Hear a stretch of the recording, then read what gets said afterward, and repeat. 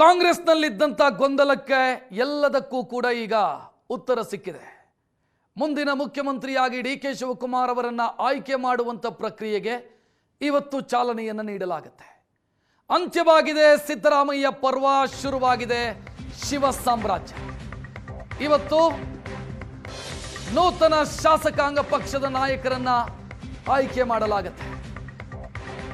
ಸಿದ್ದರಾಮಯ್ಯ ಅವರಿಂದ ತೆರವಾದಂಥ ಸ್ಥಾನಕ್ಕೆ ಡಿ.ಕೆ. ಶಿವಕುಮಾರ್ ಅವರನ್ನ ಆಯ್ಕೆ ಮಾಡಲಾಗುತ್ತೆ. ಸಂಜೆ ವಿಧಾನಸೌಧದ ಸಮ್ಮೇಳನ ಸಭಾಂಗಣದಲ್ಲಿ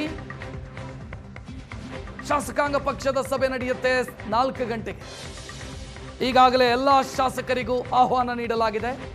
ಶಾಸಕಾಂಗ ಪಕ್ಷದ ಸಭೆಯಲ್ಲಿ ಭಾಗಿಯಾಗಿ.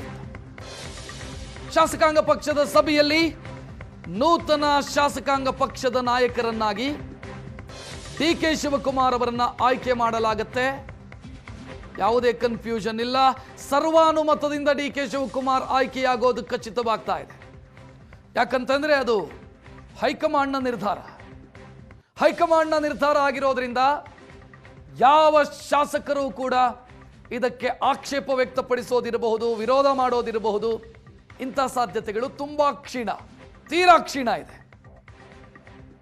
ಸ್ವತಃ ಹಂಗಾಮಿ ಮುಖ್ಯಮಂತ್ರಿ ಸಿದ್ದರಾಮಯ್ಯ ಅವರೇ ಡಿ.ಕೆ. ಶಿವಕುಮಾರ್ ಅವರ ಹೆಸರನ್ನು ಪ್ರಸ್ತಾಪಿಸ್ತಾರೆ. ಈಗಿರುವ ಮಾಹಿತಿ ಪ್ರಕಾರ ಮುಂದಿನ ಶಾಸಕಾಂಗ ಪಕ್ಷದ ನಾಯಕರನ್ನಾಗಿ ನಾನು ಡಿ.ಕೆ. ಶಿವಕುಮಾರ್ ಅವರ ಹೆಸರನ್ನು ಪ್ರಸ್ತಾಪಿಸ್ತಾ ಇದ್ದೀನಿ. ಮತ್ತಿಬ್ಬರು ಹಿರಿಯ ಶಾಸಕರು ಅದನ್ನು ಅನುಮೋದಿಸ್ತಾರೆ. ಬಳಿಕ ಶಾಸಕರು ಸರ್ವಾನುಮತದಿಂದ ತೀರ್ಮಾನವನ್ನು ಮಾಡ್ತಾರೆ. ಅಲ್ಲಿಗೆ ಪ್ರೊಸೀಜರ್ ಮುಗಿಯಿತು. ಒಂದು ಸಾಲಿನ ನಿರ್ಣಯ, ಶಾಸಕಾಂಗ ಪಕ್ಷದ ನಾಯಕರನ್ನಾಗಿ ಡಿ.ಕೆ. ಶಿವಕುಮಾರ್ ಅವರನ್ನ ಆಯ್ಕೆ ಮಾಡಿದ್ದೀವಿ ಅನ್ನುವಂಥ ಒಂದು ಸಾಲಿನ ನಿರ್ಣಯವನ್ನು ತೆಗೆದುಕೊಳ್ಳಲಾಗುತ್ತೆ. ಮುಂದಕ್ಕೆ ಲೋಕಭವನಕ್ಕೆ ಭೇಟಿ ಕೊಡ್ತಾರೆ ಡಿ.ಕೆ. ಶಿವಕುಮಾರ್. ಸರ್ಕಾರ ರಚನೆಗೆ ಸಂಬಂಧಿಸಿದಂತೆ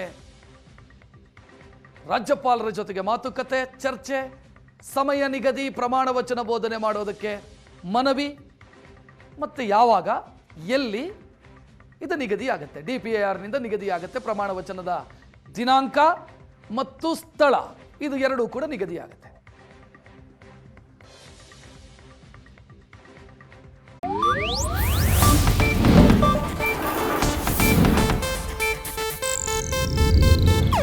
ಇದು ಏಷ್ಯಾನೆಟ್ ನ್ಯೂಸ್ ನೆಟ್ವರ್ಕ್ ಪ್ರಸ್ತುತಿ.